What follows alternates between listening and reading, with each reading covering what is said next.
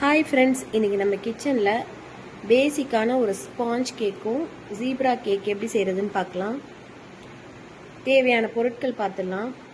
1 cup மைதா, 3/4 cup sugar, 2 table spoon அளவுக்கு cocoa powder, 2 table spoon அளவுக்கு புளிப்பில்லாத தயிர், 60 ml ரீஃபைண்ட் ஆயில் இல்லாட்டி பட்டர், 60 ml காய்ச்சி ஆற வச்ச பால், 1 டேபிள் ஸ்பூன் அளவுக்கு வெனிலா எசன்ஸ், 1/4 டீஸ்பூன் அளவுக்கு baking soda, 1 pinch salt, 3/4 tablespoon அளவுக்கு பேக்கிங் பவுடர், 3 முட்டை. ஃபர்ஸ்ட் நம்ம எடுத்து வச்சுருக்க maida, baking powder, baking soda மூணையும் ஒரு வடிகட்டி வச்சு ஜலிச்சு ரெடி பண்ணி வச்சுக்கலாம். நம்மளோட அவனை ப்ரீஹீட் பண்ண வச்சுருக்கேன். இப்போது ஒரு பவுலில் 3 முட்டை சேர்த்துக்கிறேன். முட்டை நார்மல் டெம்பரேச்சரில் தான் இருக்கணும், ஃப்ரிட்ஜிலேருந்து எடுத்து டைரெக்டாக செய்யக்கூடாது. அதில் கொஞ்சமாக சால்ட் ஆட் பண்ணி மிக்ஸ் பண்ண ஸ்டார்ட் பண்ணிக்கலாம். ஃபஸ்ட்டு லோ ஸ்பீட்லேருந்து தான் பீட் பண்ணணும். லைட்டாக கலர் சேஞ்ச் ஆனதுக்கப்புறம் சுகரை கொஞ்சம் கொஞ்சமாக சேர்த்து பீட் பண்ணிக்கலாம். வெனிலா எசன்ஸ் சேர்த்துக்கிறேன். இந்த ஸ்டேஜில் ஸ்பீடை கொஞ்சம் ஹை பண்ணிட்டா நம்மளோட முட்டை இந்த அளவுக்கு ஃப்ளஃபியாக வந்துடும். அதில் ஆயில், பால், தயிர் சேர்த்து 5 செகண்ட்ஸ் மட்டும் மிக்ஸ் பண்ணிக்கலாம். ஓவராக பீட் பண்ணிடக்கூடாது. ட்ரை ஐட்டம்ஸை கொஞ்சம் கொஞ்சமாக சேர்த்து ஜென்டிலாக ஒரு ஹேண்ட் விஸ்க் வச்சு இல்லாட்டினா ஸ்பேட்டுலா வச்சு மிக்ஸ் பண்ணிக்கலாம். இதுதான் ஒரு பேசிக் ஸ்பாஞ்ச் கேக்கோட மிக்சர். இப்படி இதையே நீங்கள் அப்படியே பேக் பண்ணால் ஸ்பாஞ்ச் கேக் கிடச்சிரும். இந்த மிக்சரை நான் இப்போ பாதியாக பிரித்து வச்சுக்கிறேன். எடுத்து வச்சுருந்த கொக்கோ பவுடரில் 3 டேபிள் ஸ்பூன் அளவுக்கு தண்ணி இல்லாட்டி பால் சேர்த்து கரைச்சி வச்சுருக்கேன்.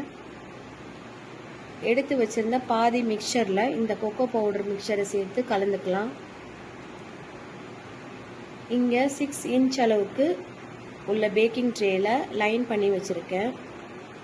அதில் அசம்பிள் பண்ண ஸ்டார்ட் பண்ணிடலாம். ஃபஸ்ட் பிளெயின் மாவு எடுத்து கொஞ்சமாக ஊற்றிக்கணும். அதுக்கப்புறம் கொக்கோ பவுடர் மிக்சர் எடுத்து கொஞ்சமாக ஊற்றிக்கணும்.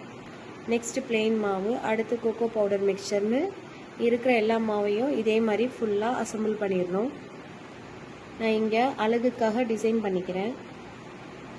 ஒரு டூத் பிக் வச்சு லைட்டாக டிசைன் பண்ணணும். உள்ளக்க வரைக்கும் இன்சர்ட் பண்ணக்கூடாது. கேக் டின்னை லைட்டாக டேப் பண்ணிவிட்டு அவனில் 30 மினிட்ஸ் பேக் பண்ண வச்சுக்கலாம்.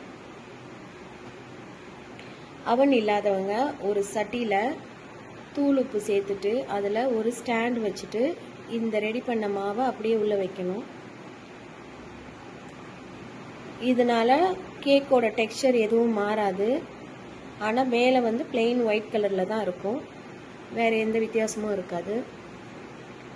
இப்போது அவனில் வச்ச கேக் 1/2 hour ஆயிடுச்சு. வெந்துருச்சான்னு பார்ப்போம். ஒரு டூத் பிக்கை தண்ணியில் நனைச்சிட்டு கேக்கில் இன்சர்ட் பண்ணி பார்க்கலாம். பிளெயினாக வந்துச்சுன்னா வெந்துருச்சுன்னு அர்த்தம். இப்போது நம்மளோட கேக் ரெடி ஆயிடுச்சு. ஒரு ரேக்கில் வச்சு ஆற வச்சுக்கிறேன். டவல் போட்டு க்ளோஸ் பண்ணிக்கணும், இல்லாட்டி ட்ரை ஆயிரும். நல்லா ஆறிடுச்சு. இப்போது நம்மளோட கேக்கை கட் பண்ணி பார்க்கலாம். இங்கே பாருங்கள் எவ்வளோ அழகாக ஜீப்ரா லேயர்ஸ் வந்திருக்குன்னு. இதை நீங்கள் ஒரு சாக்லேட் சாஸ் வச்சு சாப்பிட்டு என்ஜாய் பண்ணுங்க. இந்த வீடியோ உங்களுக்கு பிடிச்சிருந்தா லைக் பண்ணுங்க, ஷேர் பண்ணுங்க, மறக்காம சப்ஸ்கிரைப் பண்ணுங்க.